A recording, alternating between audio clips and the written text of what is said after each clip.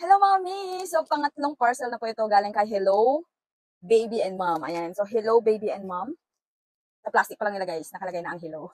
Okay, so shout out po sa Hello, Baby and Mom. Sobrang napaka-legit po talaga ninyo mga momshi kasi may binigay na naman sila sa akin na hats. Ayan, para kay baby. Okay, so guys, titingnan natin kung gaano ito kaganda. Kasi yung una nilang binigay ay sobrang ganda po talaga.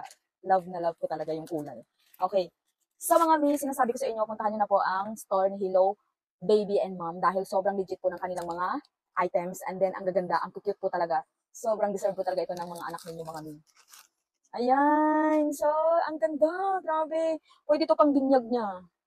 Ayan o, di ba? Pag bibinyagan yung anak, pwede to white color and then meron siyang blue color dito guys. And then meron siya ditong ano, bunny bunny. Ayan, and then pineapple.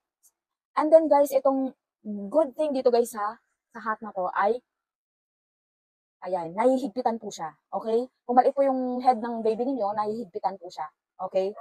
So, ganyan po yung magiging itsura niya. Ayan. So, depende lang po sa size ng head ng baby ninyo, kung gaano po kalaki, ayan, para po ma-adjust natin dito.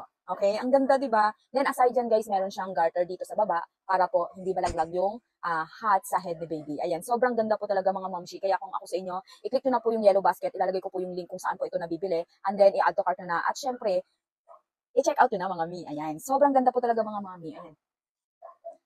Di ba? Kahit ang damit po ay babagay dito. And of course, guys, kung pabibinyagan nyo si baby, pwedeng-pwede rin po ito kasi color white po siya, di ba? Oh, ayan. So mga mi, check out na po. Check out na.